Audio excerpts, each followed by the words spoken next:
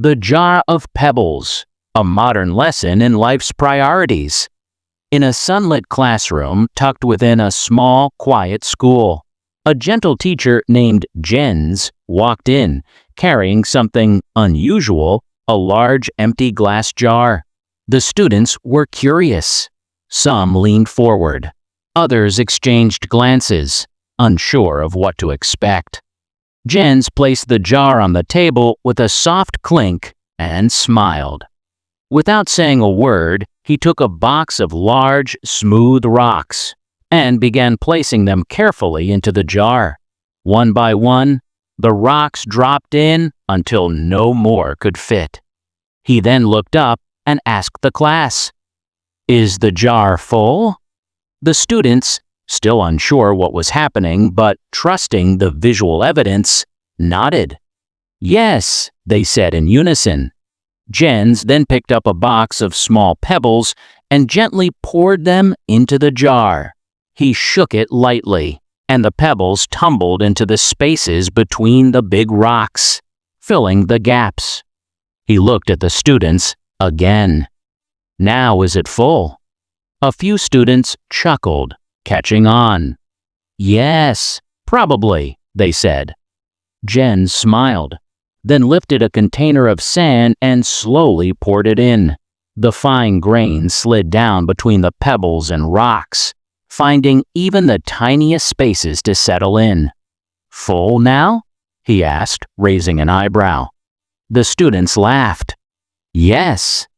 But Jens wasn't done. He finally picked up a glass of water and poured it gently into the jar. The water seeped through everything, soaking into the sand and rising just below the rim. The metaphor revealed. Now that the jar was truly full, Jens looked at the students, who were smiling and waiting for the explanation. He spoke calmly, his voice carrying the weight of quiet wisdom. This jar represents your life.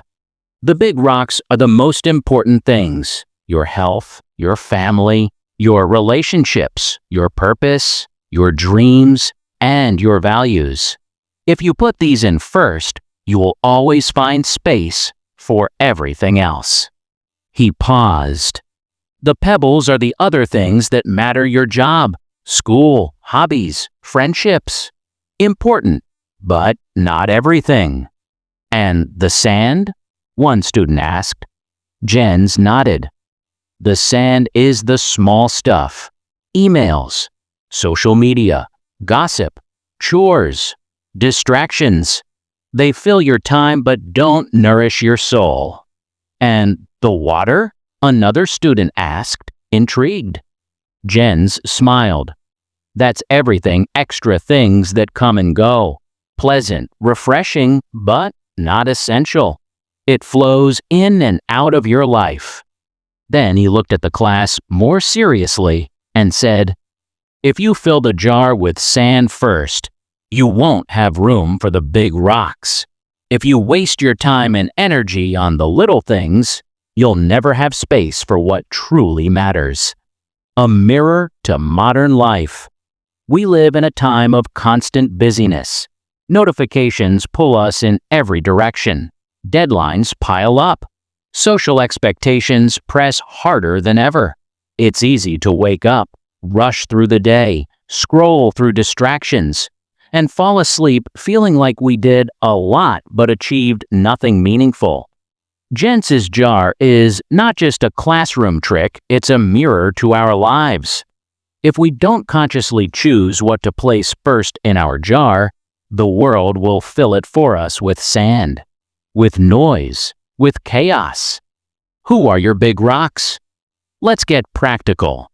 Take a moment to ask yourself, what are the big rocks in my life?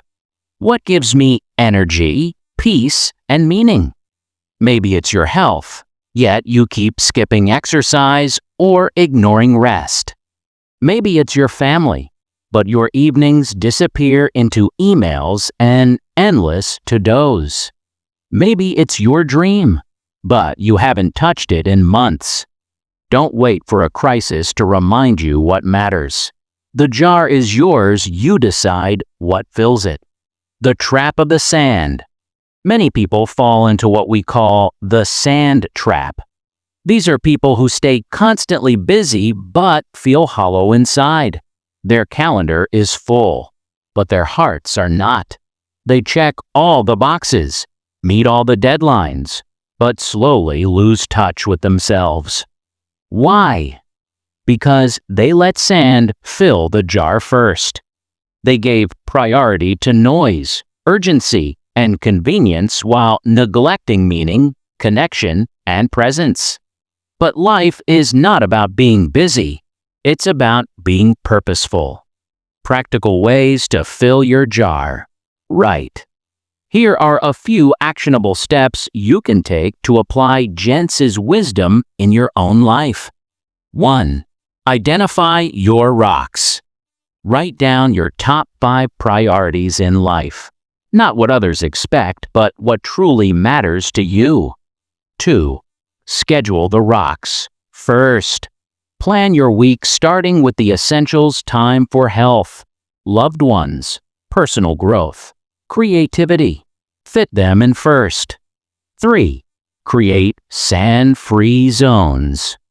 Designate parts of your day to be free from distractions, no phone, no noise, just you and your rocks. 4. Learn to say no.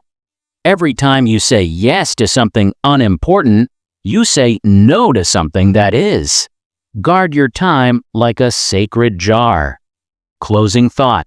The quiet power of awareness. Jens didn't preach. He didn't scold. He showed his students a truth so simple, it spoke volumes. And that's the beauty of mindfulness. It doesn't always require silence on a mountain or hours of meditation. Sometimes it's as simple as recognizing what matters and putting that first. So the next time you feel overwhelmed, remember the jar. Visualize it. Ask yourself, have the first placed my big rocks today? Or did I let the sand take over again? The choice is always yours. And every day is a chance to refill your jar intentionally, wisely, and beautifully.